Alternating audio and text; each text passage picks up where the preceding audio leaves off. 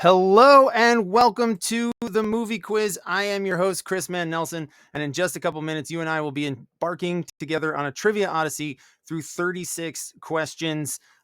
This week, this game is going to be airing on March 15th. So your theme this week is the Ides of March. This is not exactly like a genre theme or anything like this. Is more disparate elements coming together under the banner of the Ides of March. You will also be with our special guest. He's been here many times. He's family of TMQ.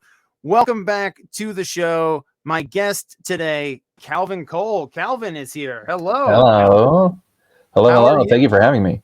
Oh, I'm so happy to have you back. You've arranged many bookings for me for Marcellus Wallace's Suitcase and Baron Harkonnen.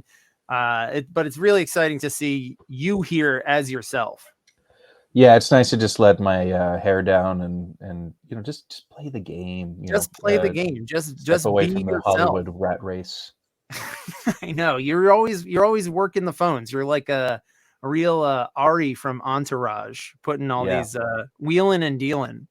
Yeah. Always deep into Bluetooth technology. Always still got your BlackBerry. You refuse to surrender the BlackBerry. You gotta, that was your first, so you're staying loyal to it. It just works. Here we go, Calvin. Are you ready to get this game into in-game mode? Let's get into in-game mode. It's coming at you, swirling. We are going. Hopefully, if you're playing.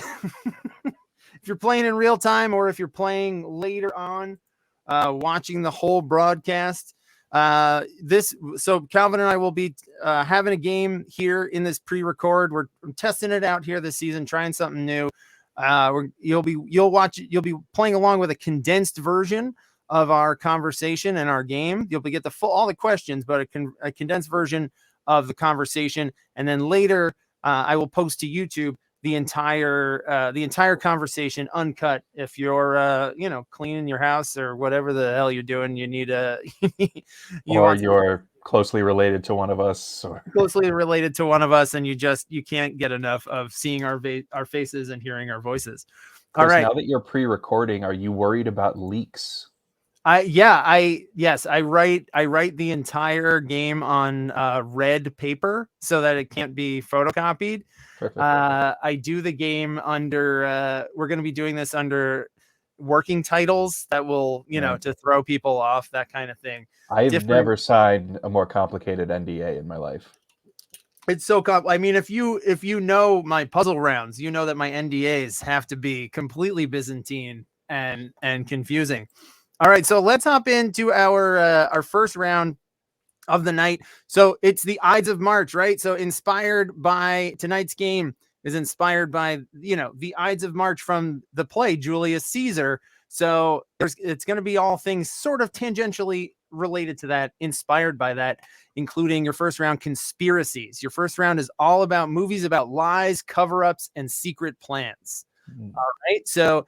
And you are also going to see all your questions, not just on your software, but also over here. You're going to see it right over there.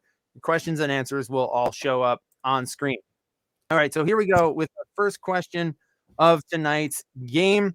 Number one, Tom Cruise plays the most American German officer of all time in what 2008 film about a real-life Nazi plot to kill Hitler? Once again, Tom Cruise is the most American German officer of all time in what 2008 film about a real-life Nazi plot to kill Hitler? Now, I did not see this. Did he not even attempt an accent? He did not attempt it at all. He did. I can't remember. Were others? That's the thing. I can't remember if he went full Connery, because in Hunt for Red October, Sean Connery didn't try a Russian accent, but beyond that, it's like they made other Russians do Scottish accents to like match him. I can't remember if anyone else tried or Cruise just didn't. If he was just Tom Cruise, but the movie is Valkyrie. Valkyrie is your answer. Forgot he had an eye patch. He had a little eye patch. I also do. This is based on the director. Look up the director of this, and you'll know why I'm canceling myself right Out of off the the bat, gate. out of the gate. No, wasting no time with the cancellation. All right, question number 2. What is the name of the code cracking, conspiracy uncovering, weird hair having symbologist played by Tom Hanks in the Da Vinci Code trilogy? Hair What is that? having is the perfect way to put it, because that was installed on his head. That is an object. That is not. I mean, do we know if you? I can't see the chat because this is pre-recorded. But if you know if that was real hair or not, No way. I don't. Yeah, Him and Nick Cage have the same toupeist, and just the he is not good. Hollywood specialty of his specialty is long toupees. Yeah, long shell-like toupee. Just like, yeah, it looks like Bird wings. like something that was repurposed from a local production of Hairspray. Just like this. Yeah. Do you know the answer, Calvin? That is no, it's like a really normal name, isn't it? It is. It's Robert Langdon. Robert Langdon. That's his name. If you know the answer, Calvin. So again, another quirk of not playing in real time is Calvin is not in he's not signed up in the game. So Calvin, if you know any answers you want to shout out after time's up, you can just I fire did know away. Valkyrie. I'm taking credit. New Valkyrie. I knew, but by how 1%. fast you jumped on it. All right, this is your first multiple choice of tonight's game. Which of these conspiracy films does not feature Robert Redford? Which one does not? Looking for the odd one out. 3 of them do. I'm looking for the one that doesn't. 3 Days of the Condor, All the President's Men, The Parallax View, and Captain America: The Winter Soldier. Which one of those does not feature Mr. Handsome Robert Redford? I straight up have not seen any of these, but I know for sure he's in one of them. You didn't? Not even Captain America? You haven't seen that one? I'm not a big comic Marvel guy. Yeah, I was big into Marvel, and after Endgame, they to me they just like you did it. Just we're done here. You did it. You nailed it. I know they can't. No, it's a money printing machine. But your answer here is The Parallax View. It's another handsome 70s man caught up in. That's what everyone says.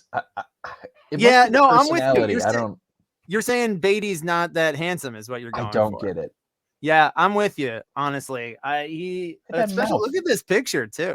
Look at this picture of him. It's not a very flattering picture. That was a poor marketing decision as well. I guess I can't blame him for that. Just like he lost his contacts. Yeah, gearing up for a sneeze. Question number 4. A shadowy cabal uses which animals to spread extraterrestrial goo in order to do something? In 1998's The X-Files Fight the Future. It's never been quite clear to me what they were trying to do. Did they use bees, mice, rats, or ants? Oh, okay. I have also not seen this, but if it's anything like Ghostbusters 2, then I still don't know the answer. I'm trying to think of how that intersects with Ghostbusters 2. Just the goo. The goo, yeah. They use it. It's like alien black oil goo, and they pink and fleshy. They have it like they load up bees with it. They load up a bunch of bees with it. X-Files mythology got real confused. I watched like every episode, and I couldn't tell you like what was happening with the larger conspiracy. All right, question number 5. What title character is the last surviving member of the covert CIA assassination program Treadstone? What title character is the last surviving member of the covert CIA assassin program Treadstone? Which is definitely a tire of some kind. It does. It sounds so much like a tire. I guess I have a stab in the dark with this one, but okay. I'm curious to hear what your stab is. Because there's only so many title There, characters. yeah, there's only so many it could be. What is the stab? Stab Is away. it Bourne?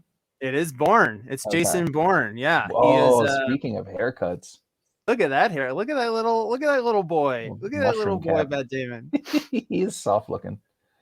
Look at those kissable I guess lips. that's just to lull you in. Yeah. Oh, look at that. He has not the year, of course, but he has my wife's birthday there, August 21st. But that's not his real birthday because Jason Bourne is a made up person. His name is David something. And your wife is very real. Yeah, she's very real. She's just in Canada currently. All right. Question number 6. What 2 actors played Major Bennett Marco in the 1962 brainwashed assassin thriller The Manchurian Candidate and its 2004 remake? Half point for each. Half point for each of them. What 2 actors? Dang. Give you extra time before I hit the timer because I'm asking you to type 2 things. Remember, last names are fine. Oh man, I can't believe I'm blanking on the new one too. The new one was very forgettable. I remember I saw it in the theaters in 2004, and I was just like, and I love the first movie. I was like, it's a really fun. It's one of your answer here is Frank Sinatra and Denzel Washington. Denzel was going to be my guess, but it's the kind of guess you don't make unless you're sure. I understand, but I completely forgot it was Sinatra. That's crazy. Yeah, Sinatra. Yeah, he was like so okay, you know what else? Hang on. You know what else is an interesting thing about Sinatra is that how the mob got him this role, probably. Yes, it was the horse head in the bed. But okay, so you know that Die Hard is based on a book called Nothing Lasts Forever by a guy named Roderick Thorpe. Nothing Lasts Forever was a sequel. The novel was a sequel to a book called The Detective. The Detective was adapted into a movie starring Frank Sinatra. So contractually, Frank Sinatra had to be first offered the role in Die Hard when he was like 58 years old. So like they contractually had, because it was technically a sequel to this movie of his, even though they turned it into his freestanding thing, they had to ask Sinatra if I wonder how they talked him out of it. Another I'm sure residents at the Sands got it. Oh, Mickey Blue Eyes. All right, your next question number 7. The U.S. government conspires to fake what in the 1978 film Capricorn 1? Is it a war with Albania, a presidential assassination, overseas nuclear strike, or a Mars landing? Which one of these things does the U.S. government conspire to fake? This is quite the array of options here. Yeah, one of them is an actual conspiracy in another movie, a comedic conspiracy though, and the others I just pulled out of my butt. All right, so do you want to take a stab at this one, Calvin, since it's multiple choice? Pure guess, but I thought this had something to do with space. Is it a Mars landing? It is. It's a Mars landing. They fake a Mars landing. Yeah, you got look at that. Ooh, that's OJ in there. Look at this, everybody. I didn't even realize this. There's OJ. There he is. Right in the middle. Oh my God. Hang on. Wait. Hang on. Sorry, gang. I didn't realize did not realize OJ was in this. And that's there might be more OJ movies coming down the pike for. I think your finger slipped off the free OJ button. Yeah. OJ, my hashtag OJ did nothing wrong button. Free the squeeze. All right. No, the juice. The juice. Yeah, don't squeeze them. And question number 8, your final question of this round. This 5-word phrase from JFK, the movie JFK, about the suspicious movement of President Kennedy's head after being shot became an unlikely movie quote, including an extended parody on Seinfeld. 5-word phrase that became a sort of a. I remember being a kid, and this was like everybody was saying that because this movie came out when I was like 9 or 10, and I know it from Seinfeld. Yes, I think most people I think know it from Seinfeld, and there's something interesting that I found out that coming up in the answer. You know who did it? I know. Yes, I know. I have a longer cut of the Zapruder film, and I've been analyzing it and also using a Ouija board to talk to Lee Harvey Oswald. What is the answer? It's a movie Calvin? quiz exclusive. Is it? I can't remember if it's left or right. Is it back and to the left? It is back and to the left. And Calvin, do me a favor. Take a look behind Kevin Costner. What actor is that back there? No. Talk about conspiracies. Isn't that nuts? Fucking Newman. Newman is like, I had all those times seeing that Seinfeld episode. I had no idea that he was that he was actually in that scene. It's not just the movie, but that scene specifically. That's wild. It's nuts. I can't believe it. All right. So take a second, everybody. That's the end of round 1. Take a second to look at your scores. Maybe I'll cover my mouth and I can say in live and the live broadcast in currently in 3rd place. Boo. And in 2nd place, lame. And in 1st place, cheaters. All right. So that brings us to your 2nd round of the night in our Ides of March game. This round is all about curses. So it's correct me in the chat if I'm wrong, but I believe it's like a soothsayer or an oracle says beware the Ides of March to Caesar. So that was the inspiration. This round is all about movies about curses or hexes. So this is going to be if you've played Meredith and Peter's game, the NYC Trivia League game that airs before ours. They've been doing all the pictures at once. We did this last week in the season premiere, and we're going to be doing it again. So I'm going to show you all 8 films on the here on the screen, also embedded in your trivia sheet, and name them in order. Just name the movies. All right. I'm going to give you 4 minutes to do all this. And here we go. Let's bring them up here. You got 8. Make sure that you put them in the right order. Put number 1 in the first field, number 2, etc. Timer has begun. Calvin peering in on those. Yeah, getting the close-ups. Here, I will I'll make that full screen there for everybody. Okay.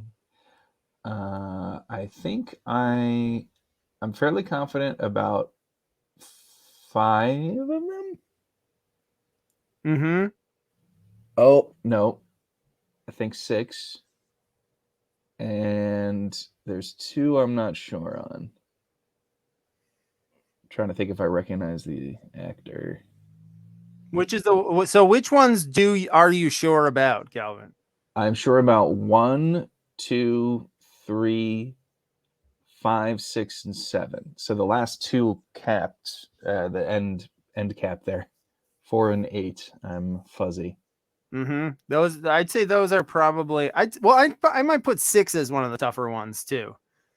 You know, I've never seen it in my life, but these are the kind of memories that our kids won't have. Do you have like movies that you're only aware of because a trailer for them played at the beginning of a VHS of a different movie you owned? Yes. Oh, absolutely. And so you've seen the trailer 100 times, but you've never seen the movie? Yes. This is one of those. Absolutely.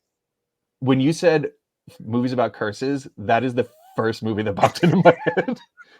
Well, when I put this round together, I was like, me too. I was like, that's like primo curse movie. That is like that. This movie is like the first thing that comes to mind. But like, I was like, is anybody going to remember this? We are currently hitting the 2-minute mark here. You got 2 more minutes.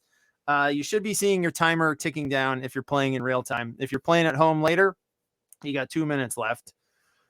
What I've never understood about number 2 is how they got John Lennon into the movie. Was it? And just stretched him out. That is a They lanky stretched him Lennon. so tall.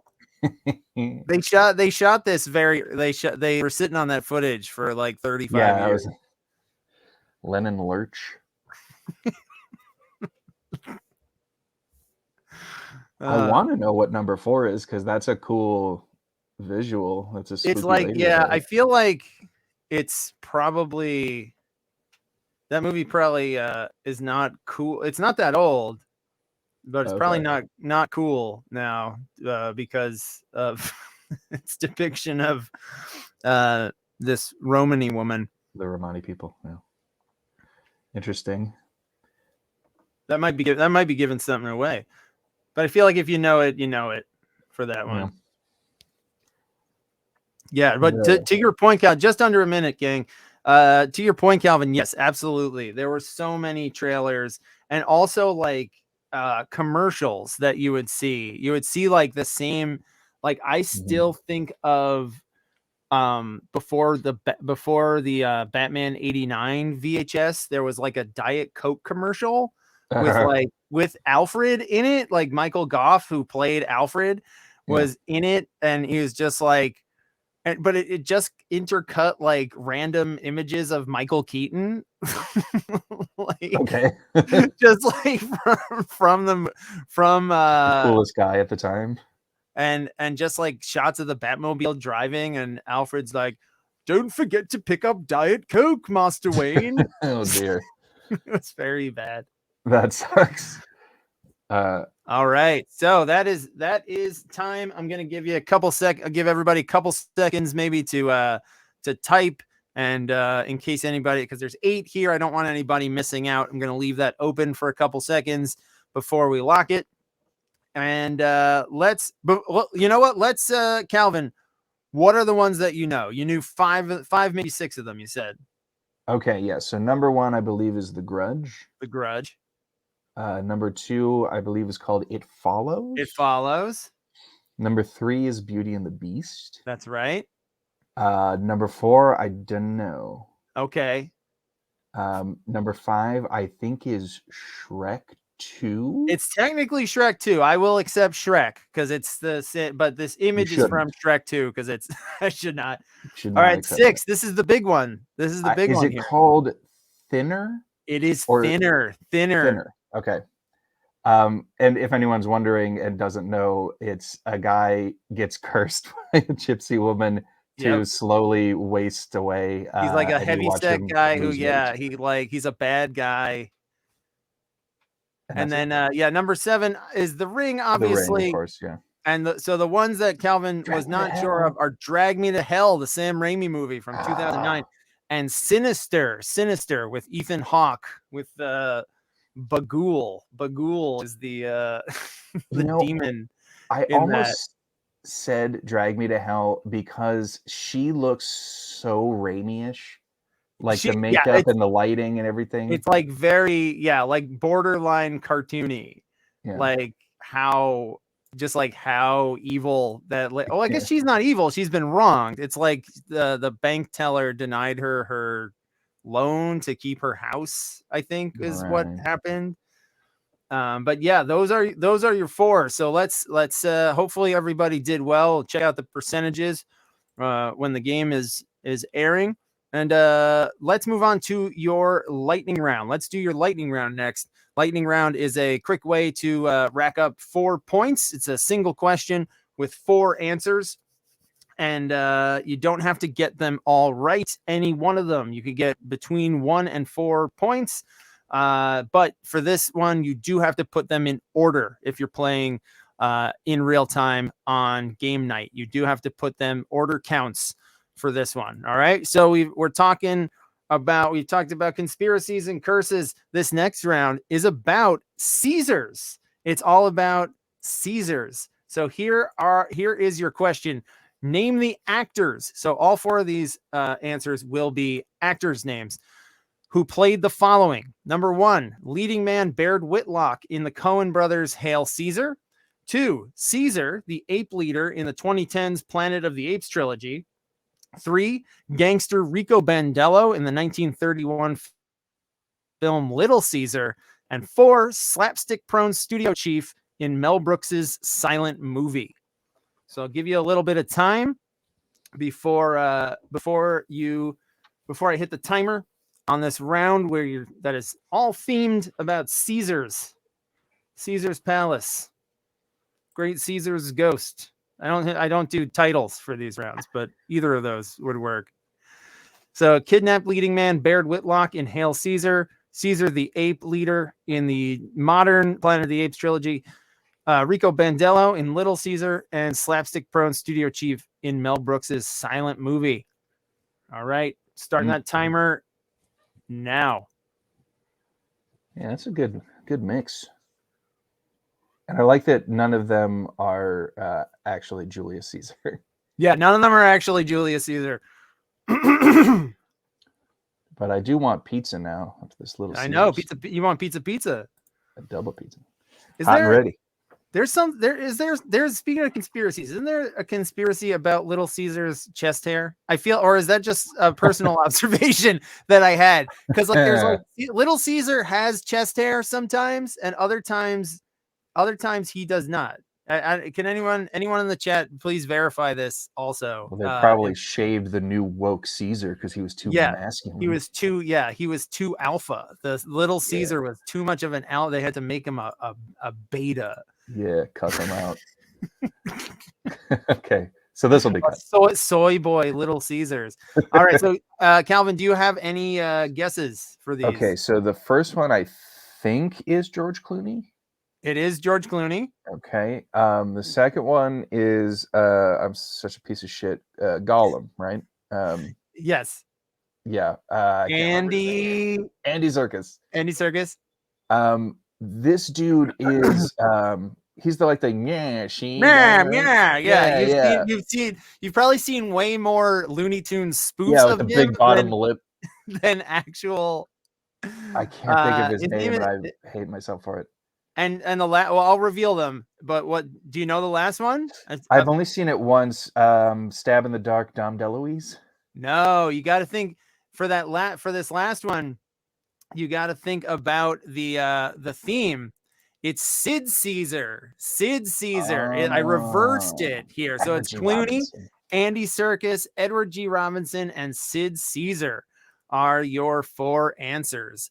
All right, so pretty tricky, a little bit tricky there, but yeah, Sid Caesar was in a couple of he was Mel Brooks's old boss from TV, Your Show of Shows, and then Mel put him in some of his movies. All right, so before we move on to round 3, Calvin, do you have anything you want to plug? Is there anything you want to plug? I'll plug my baby. I'm a pretty cute kid. That's what's taking up most of my time now. That's what'll do it. That's the most important work, Calvin, though. That's the most important thing to plug. Yeah. Absolutely. And nothing I've ever done is funnier than this baby. She is hilarious. All right. So that brings us to round 3, which is our puzzle round. And this one is called the Ides Have It. The Ides Have It. So it's almost not a puzzle round. I think it's almost more of like just a general knowledge round. So Ides means like the middle. It doesn't mean exactly the middle generally, but for the purposes of this round, it does. It means the exact middle. So I'm gonna name you a list of things, a group of things, and you give me the Ides of it, the very middle thing in that list. It could be an actor, a movie, a MacGuffin, something. Okay, so you just name me the thing that's dead center in whatever list I give you. All right, Calvin, you ready? Let's do it. All right. Well, okay. So here's an example. Anyway, here's an example of this. The 3 actors, the Ides of the 3 actors who have played a Spider-Man in a live action film. So which one of them, Calvin, which one falls dead center? I believe that's Garfield. It's Garfield. He hates Mondays. There he is. Andrew Garfield is the Ides of Spider-Man, so to speak. All right, so that one was just an example. Let's jump in to your first real question. Hang on. Question number 1. The Ides of the 3 rom-coms starring Tom Hanks and Meg Ryan between 1990 and 1999. Which one falls right in the middle? They did 3. Which one falls right in the middle of them? This is interesting. Because I feel like, well, I know you gotta. It seems easy at first, and then I thought I knew it, but then I was like, the one I'm thinking is the oldest can't be the first one they did because they never would have gotten another movie. Interesting. What is your guess then? What are you saying? So is it Sleepless in Seattle? Yes, the Ides, the one in the middle, is Sleepless in Seattle. It goes Joe versus the Volcano, Sleepless, and then you've got Mail. Yeah, I figured You Got Mail was the latest because Email is in it. Email and yeah. But Joe versus the Volcano has to be the first one, but like who watched that movie and was like, we got to keep doing this? Yeah, this is a winning formula. This fucking weird movie about a sad man, and Meg Ryan plays like 3 different characters. It's strange. One of the weirdest movies I've ever seen. It's so odd. It's really bizarre. And this is like, it's like one of the first things he made, like right after his Oscar nomination he was nominated for Big. And then this was like one of the first things he did right after that. Bad Terry Gilliam movie or something. It has its moments, but it's just like, he did a lot of weird. I do miss like weird Hanks like, taking weird big swings, Bachelor like Party and the Burbs. Like, I love the Burbs. Yeah, it's like he once he won his Oscars a couple years later, I feel like he stopped doing the really weird shit. Yeah. But he should have kept it up. He's kind of edging back towards that a little bit, doing weirder stuff. Like, oh my god, like Pinocchio. Polar Express. All right, question number 2. The Ides of the soon-to-be 5 main artifacts sought by Indiana Jones. So there's Indiana Jones as of this recording is not out yet, but we know what it is. Which artifact, the main artifacts, not the little ancillary ones, which one is right in the middle? Interesting. I don't know what well, I guess, wait, the 5th one's not out, right? It's not out. It comes out in June. So do we because we don't know what that one's gonna be. It's gonna be some kind of Dial of Destiny.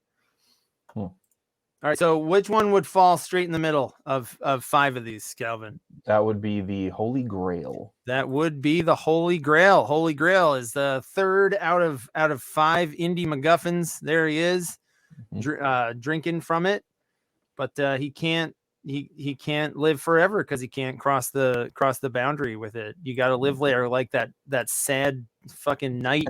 That sad one of the greatest weird little one-off characters. I know. Oh, just the most. My heart breaks for that guy, man, because he's just like he's just so lonely. Yeah, and he's just like, or like he's so ready to just be like. Yeah, man, like, when he takes that sad old man swing at him, like, well, you beat me. Yeah, like I fold, you win. I would love to either die or leave if I could, but I can't because you're just passing through, Indiana Jones. Yeah, and of course, everyone that got that question right chose wisely. They chose wisely. Very nice, Calvin. All right, question number 3. The Ides of the 3 Pixar films released in the 1990s. Ooh. So they released 3 movies in the 90s. Which one was right in the middle? They only did 3 in the 90s. Well, I guess that makes sense, kind of. They were still new. Or I guess, well, I mean, the company had been around for a while, but not making features. No, I'm trying to think of what the 3rd one is.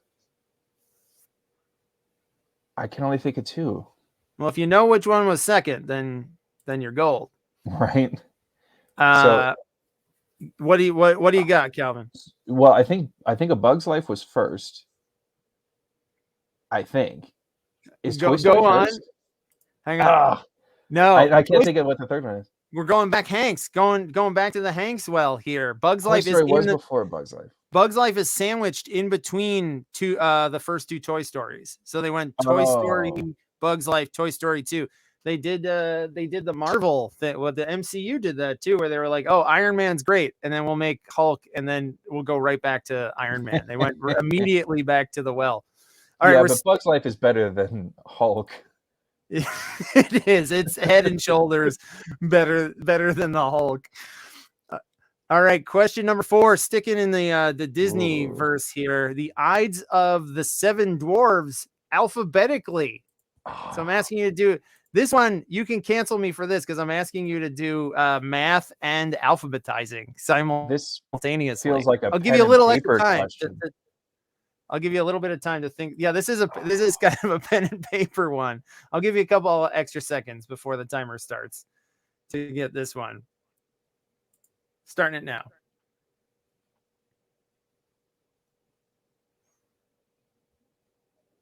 Yeah, you gotta name them fast and sort them in your brain.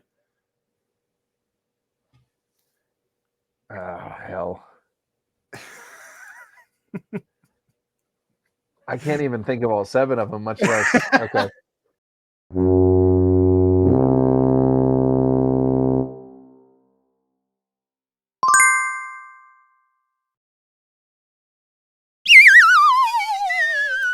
Question number 5. The Ides of the 3 actresses who have played Swedish computer hacker Lisbeth Salander. There have been 3. You might not even realize that there have been 3. Is this the... Well, I don't want to give anything away. No idea. Based on a series of books. Yeah, I think I know what it must be then, but I don't know the actors.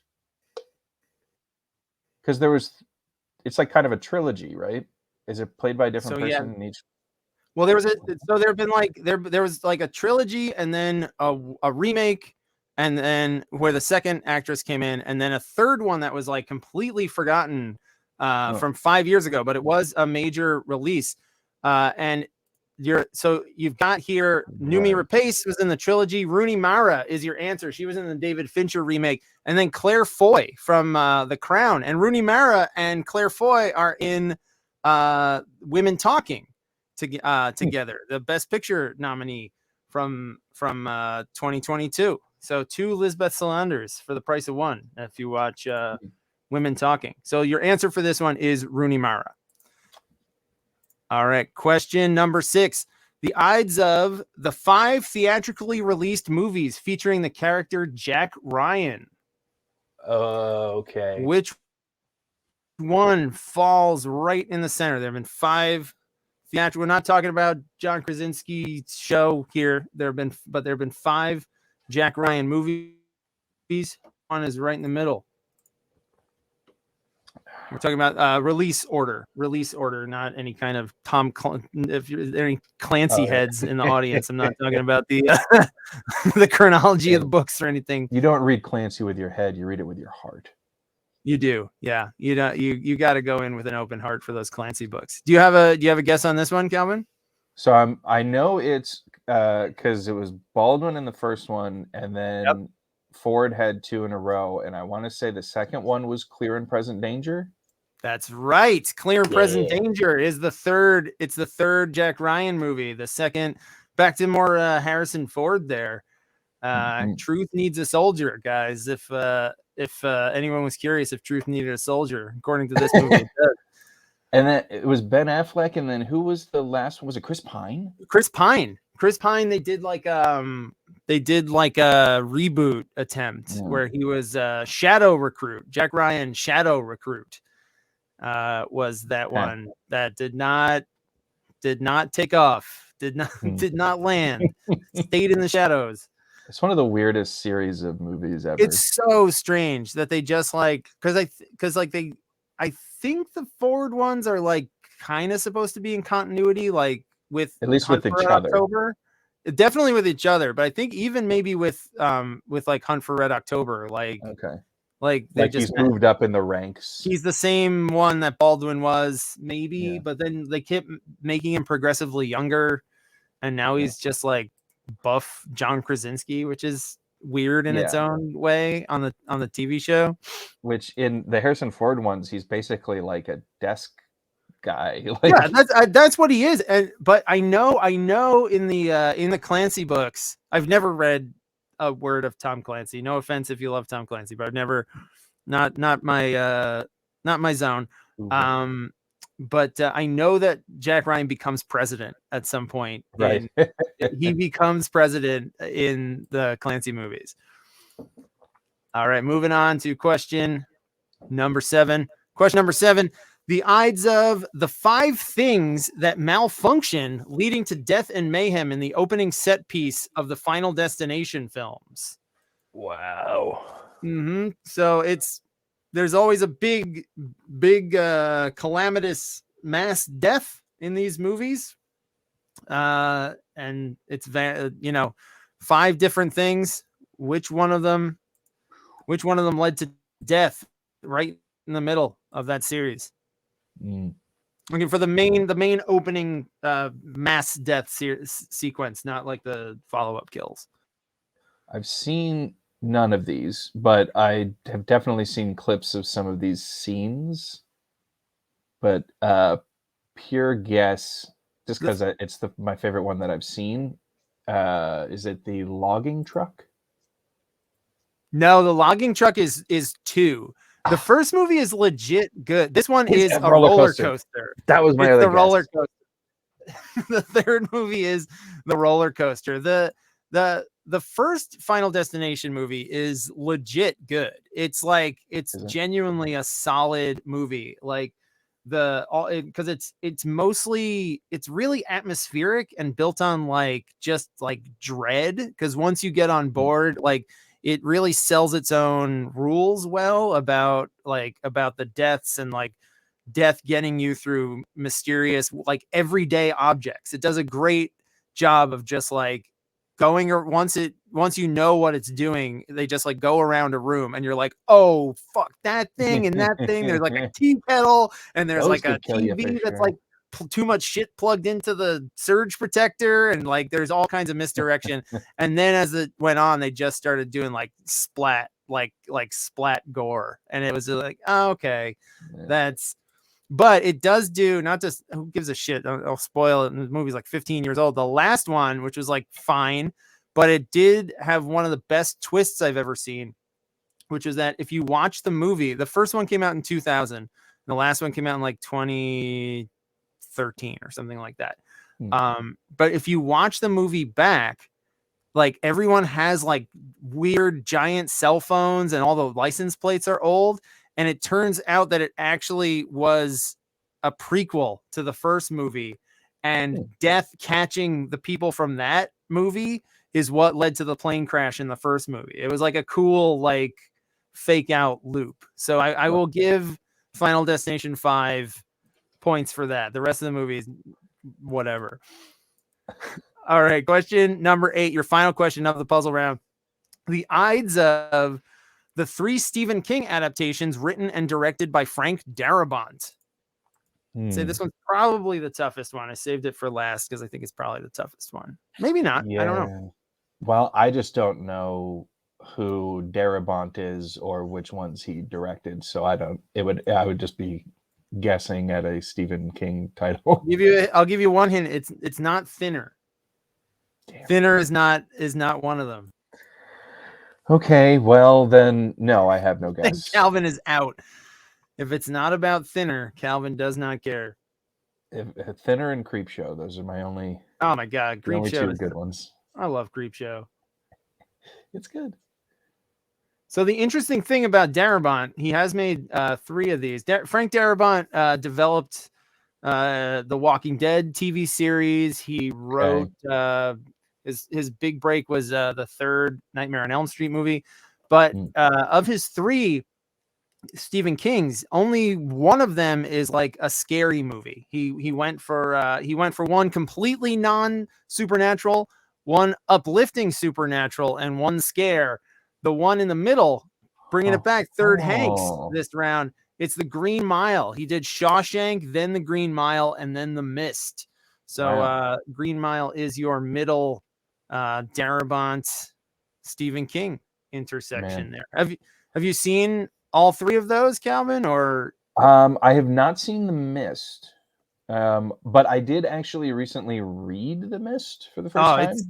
It's good. It's good. I remember really effective. That's in the same collection as The Raft, right? Is that in the? Maybe it is in a collection of short stories. It's the first one in there. It's long. It's it's like a the novella. It's one. like 40 or 50 pages, right? Yeah, but it's the longest one in there. But I was reading it on vacation at someone's house, so I didn't read the rest of it. But well, because The Mist was great. Have you ever read? Because you mentioned Creepshow. Have you seen? You've seen Creepshow 2 also? I don't think I have. So in Creepshow 2, they do The Raft. Okay. They do an adaptation of The Raft, which is like a bunch of kids go to not children, but like college kids, teens, go to a lake in the off season, like in the early fall, and they go swimming in a place where they're not supposed to go swimming, and this like mysterious like oil slick just kind of follows them, and it devours them, and it has some of the most gruesome imagery I've ever read. It's like the movie version is fine, the Creepshow version, but it's nothing like I read that when I was 12 and I couldn't sleep. I've never been like a scared. I could handle stuff like that, but it got in my brain, and I'm pretty sure because I remember reading The Mist like on the back of that. So I think I think The Mist and The Raft are in the same thing. All right, so everybody check your scores. Let's see how you did. I'll do the all the places coming up. I'll do a Power Ranger style. Like that scene in Spider-Man 1 where they're just like two masked people, like supposed to be Willem Dafoe and Tobey Maguire, but it could be literally anyone. All right, that brings us to our double points round, our final full round of the night. It's called By Any Other Name. In your double points round, each question has two answers. All right. So, and for this one, the way it's going to work, for 1 point, I am going to describe to you a modern Shakespeare adaptation, a movie that is not like a straight one-to-one, like Kenneth Branagh making Hamlet or something like that, but like they turned it into a movie with young people and they gave it a different name. Not even like Baz Luhrmann's Romeo and Juliet, but like it's something else. But for 1 point, name the movie that I'm talking about. And for another point, name the Shakespeare play that it is either directly based on, loosely based on, inspired by. You get the drift. All right, Calvin, you ready? Let's hit it. Let's do it. All right. Question number 1. Forbidden love blooms amidst a gang rivalry in Hell's Kitchen. Starting off pretty straightforward with this one. Forbidden love blooms amidst a gang rivalry in Hell's Kitchen. Name, you could put them in either order, I don't care, but name the movie that I'm describing, and then name the play that is based on.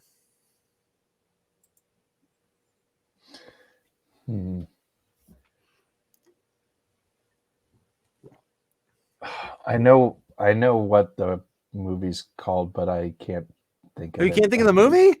I keep thinking of Rent, which I know is not it. No, yeah, that's something else. That's something different. It's these guys. Yeah. Right? Yeah, the Snappy Boys. It's called Snappy Boys. Snappy Boys jumping on fire escapes. That's the Shakespeare title. The Shakespeare Snappy Boys. The movie is West Side Story. West Side Story we're talking about here, based on Romeo and Juliet. Of course, West Side Story for 1 point, Romeo and Juliet for another. All right, question number 2. A popular teenager is told she can't go on a date until her smart but abrasive sister Kat, played by Julia Stiles, does. Soon, a charming new student, played by Heath Ledger, arrives at their school. Once again, popular teenager is told she can't go on a date until her smart but abrasive sister, Kat, played by Julia Stiles, does. Soon, a charming new student, played by the late Heath Ledger, arrives at their school. Feel like most people will probably get the movie, certainly. I think I'm going to forget the name of the movie, but possibly be right about the play. Interesting. Calvin's going for the inverse effect. All right, lay it on me, Calvin. What do you think? Is this based on The Taming of the Shrew? It is based on The Taming of the Shrew. And I forget. It's not 10 Things I Hate About You. It's It's 10 things. It is. It's 10 Things I Hate About You. I thought that was McConaughey. No, look at it. There he is, right there. His name's on the image I downloaded and everything. I believe you. No photographic trickery. Wow. All right. Question number 3. A monarch is killed by his brother. A young prince believes his father's death was his fault and flees, but ultimately returns to reclaim the throne. A monarch is killed by his brother. A young prince believes that his father's death was his fault and flees, but ultimately returns to reclaim the throne. Name the movie I'm talking about. Name the Shakespeare play that it's very loosely based on. Yeah. I mean, there's plot points that are pretty direct. There's no, okay, I will say there's no implication in this movie. There's no implication in this movie that Scar is going to town with Are Timon and Pumbaa Rosencrantz and Guildenstern? I think they are supposed to be. Yeah, I think everybody probably knows this here, but it's talking about the Lion King and Hamlet. The Lion King, he's Claudius, Scar is Claudius, but yeah, without all the. You can see him in that picture there, slipping the poison into his ear. They're doing that, and then Pumbaa and Timon. Oh, I guess they do kind of put on a play, but when he dresses up. Oh yeah. Are you aching? Yep. Yep. And also, just want to point out, just showed you an image of Scar, voiced, of course, by this season's title, graphic subject. We are pumping irons here. We're pumping irons in I didn't know. Pumping irons is the season 10 bullshit thing. There I am. I'm in there with Jeremy Irons. I like it because he doesn't come up so often. I know, but okay, the way I come up with these things is like I look at what I've written so far before the season starts or as it's progressing. I'm like, oh, this keeps coming up.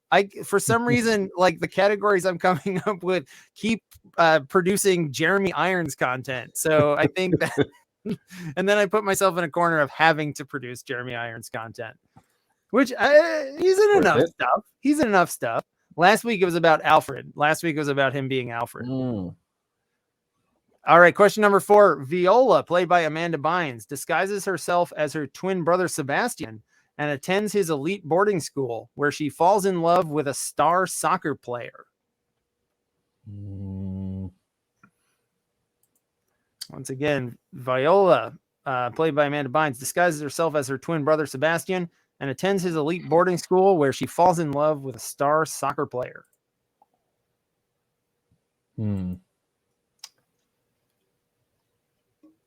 It's not the Ladybugs. No, it's one of the few. Ladybugs was one of the few non-Shakespearean works that Rodney Dangerfield was involved in. Well, how many cross-dressing soccer player movies are there? That's true. That's interesting. That is it's one short of a thematic trilogy here. Do you know this one, Calvin? I don't think I do. All right. Well, I will let you know, and now you will know. It's She's the Man, which is based on 12th Night. And look at that. Look at who that is next to her. Look at the star soccer player. Back when he was skinny. Look at it. He's all tiny. Yeah. So young. Such a little boy. right there. Who's in the chat? Let us know who's more of a little boy that we've seen tonight, Channing Tatum or Matt Damon. Who's got the fresher baby face in the pictures that we've shown tonight? All right, question. There it is. Question number 5. In this 2001 indie black comedy, a woman devises schemes for her husband to take over the fast food restaurant where they work in 1970s Pennsylvania. This one I'd say is Shakespeare is certainly gettable, but the movie is hard. Yeah, I'm assuming I know what play they're referencing, but yeah, I think you'll get the. You have to have a very specific. It was a pretty big deal or like a fairly as indie circles. I'm not pulling out like a completely random unreleased movie here, but sure. It was turned into like an off-Broadway musical also. Huh. All right, so Calvin, what's the play? I would believe that would be Macbeth. Right. The Scottish play.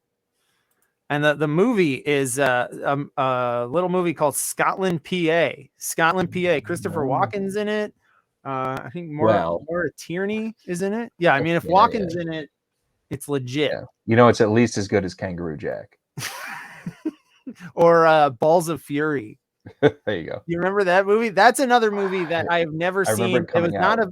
It was not put on like not on like VHS necessarily, but like I remember the Balls of Fury trailer would just play before like every movie I went to see for like 2 full years. It was just like, when is this piece of shit coming out so I can stop seeing this trailer? Please. Yeah, he was like, Christopher Walken was like Fu Manchu in it or something like. He played an Asian villain. Yeah, he did. He did. It was not a good move. Ouch. Cancel Chris. Hang on, wait. You know what? Cancel Chris, but not me. Cancel Chris Walken. Chris Walken. Yep. All right. Question number 6. A black high school basketball player named Odin, played by Mekhi Phifer, is convinced by his conniving friend Hugo, Josh Hartnett, that his girlfriend Desi, Julia Stiles again, is cheating on him. Once again, this is the movie version we're talking about here. A black high school basketball player named Odin is convinced by his conniving friend Hugo that his girlfriend Desi is cheating on him. I've got guesses. Do you know the play? I feel like you could glean the play from the movie description. I think so, but I think I might also be confusing myself.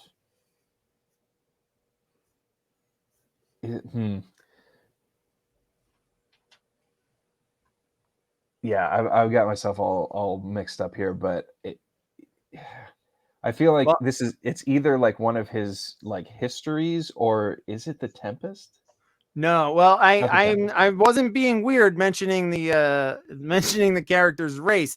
It's because it's Othello. Oh, Othello. It's Othello, and Desi is Desdemona, and the movie is They just took Odin. His name. He's Odin. Othello. Hugo is Iago. Desi is Desdemona. So yeah, you got O and Othello are your 2 answers this one. Yeah. So that's there you have it.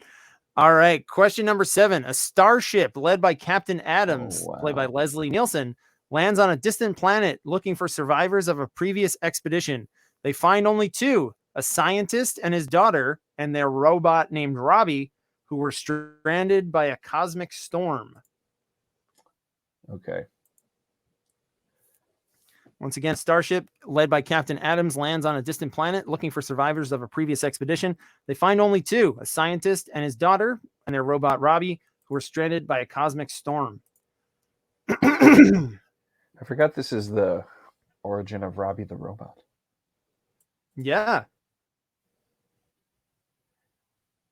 And also Robbie the robot was in the original Shakespeare.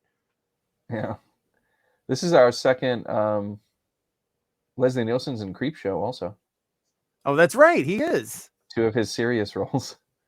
Yeah, he kills Ted Danson. Right. Okay. So this is the Tempest. This is the Tempest. Yeah, the storm is the key here. And do you Yeah. remember the name of the movie? Is it Lost Planet? So close. Forbidden Planet. Forbidden Planet. Damn it. Forbidden Planet is the I answer. knew Yes, that. Forbidden Planet, which is very loosely based on the Tempest, but when you break it down to the bones like that, you can kind of you see the through line. All right. And question number 8, your final question of this round. In this later Kurosawa film, an elderly medieval Japanese warlord retires, handing over his empire to his 3 sons, not daughters, who all turn on each other. In this later Kurosawa film, an elderly medieval Japanese warlord retires, handing over his empire to his 3 sons, who are not daughters in this, who all turn on each other. Now, are you gonna correct the Kurosawa spelling? Oh yeah, thank you. I did. I will correct that later. It's like, who is this Polish director? Vladislav Kurosawa. Akira Kurosawa. We're talking about here. Yes, thank you. It is a. It'll be corrected in the game itself. All right, the movie's tough, I think, but I think you can get the play. Do you have a guess for either? Yeah, and it's definitely not one of the Kurosawa ones I'm familiar with. It's later. It's like it's in the 80s. So this is if you think about the description here, we're talking about King Lear. It's definitely an adaptation of King Lear. It's Ron. Ron is the film with this. There he is, right there. Boy. All right, so that's it for the second, our double points round. All we've got left is our post credits blitz. How did you feel about that round, Calvin? I know you don't have like an actual score, but if you were keeping score, how did you feel about that? That was a really fun round. I think I didn't do that great. I think I what did I get? Maybe 5 or 6 out of 10. Yeah, no, it feels like you did well. Yeah, and there's 16 points on the board there, so you can you don't have to get both to get full credit. All right, so that does bring us to our final little short round of the night. It's our post credits blitz. The way this works is I'm going to ask you 3 questions. Each question has 2 correct answers, but I'm also going to give you a fake incorrect answer. Each correct answer is worth 1 point, but if you pick the fake answer, you will get wiped out to 0. So if you get them both right, you get 2 points, but if you pick the wrong one, you get nothing. You get no points get taken away. You have everything that you've earned in the previous 5 rounds, but you just won't earn anything for that question. So these are all going to harken back in some way to the previous rounds of this game, and it's going to be pretty fast. We're going to make each question pretty fast. All right, so here we go. Question number 1. Who are the middle 2 of the 6 actors who have played James Bond in the 25 main 007 films? So none of not counting David Niven in Casino Royale or Never Say Never Again, anything like that. The 6 actors, who are the 2 right in the middle? The main Bonds that you think of. Your options are Dalton, Lazenby, Moore. Okay. I think I actually know this. What do you think, Calvin? I think it went Connery, Lazenby, Dalton, Moore, Brosnan, Craig. You're close. It goes Moore, Dalton, but either way, you would have gotten it right because Moore and Dalton are right in the middle. Oh yeah, duh. Moore was number 3. Also not counting that Connery came back for 1. He still counts towards his first. Roger Moore and Timothy Dalton are your answers. All right, question number 2. Long before Andy Serkis, Roddy McDowall originated the role of Caesar in which 2 of the original Planet of the Apes sequels? Your options here are Beneath the Planet of the Apes, Conquest of the Planet of the Apes, and Battle for the Planet of the Apes. Pick the 2. Pick the two that had Roddy McDowall as Caesar. Roddy McDowall also played Cornelius in the in the original movie. Okay, right. And then he played his own son, who was Caesar. Oh, Do you know this? so I think Beneath is like the second one. Beneath is the second one. And then I guess I'd say Battle for, but I don't know. So it's actually Caesar is in 4 and 5, which are Conquest and Battle. So yeah, Roddy McDowall does play Cornelius in the. He plays 2 roles in the first 5 movies, but he plays Caesar in the last 2 of the original 5. Fascinating. That'd be a fascinating category, Chris, if there are any actors who have played multiple generations of a character's line. Like guys who, they've played their own. There's got to be so many of those. Probably, now that I think about it, there's probably a lot. Yeah, no, but I mean, even just like a flashback scene. It could be like a good picture round too. Like, I mean, guys play their kids all the time, and I know, like on the new Star Trek show, or they get aged up to play their parent. Exactly, or like they because I know like Brent Spiner is like the descendant, like in the new Picard show, he's like a descendant of another character. Like it's because in the past, or no, he's an ancestor because they go back in time. Because there's always like, oh well, Marty that whole what's his name? That whole cast. Marty McFly.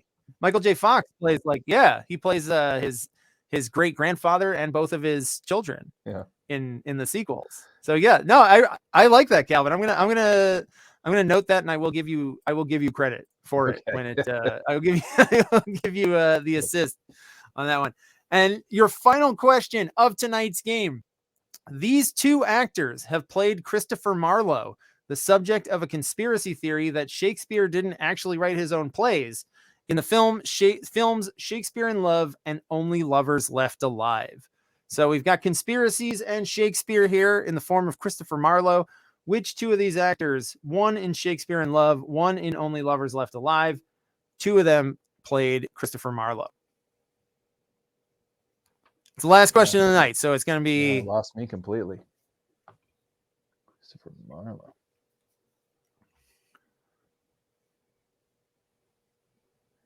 So Christopher Marlowe is a character that Shakespeare wrote, but he's a real guy. He was a real playwright that a lot of people say actually wrote Shakespeare's work. Oh, I read this wrong. Okay, this makes sense. Okay. No, he's a real guy. And the 2 who have played him are Rupert Everett and John Hurt. Rupert Everett and John Hurt. John Hurt plays like a vampire version of Christopher Marlowe, who's still alive in the 21st century. And he hangs out with Tilda. Yeah, it's a pretty wild movie. If you haven't seen Only Lover, it's a Jim Jarmusch movie from 2017, pretty recent. It was good.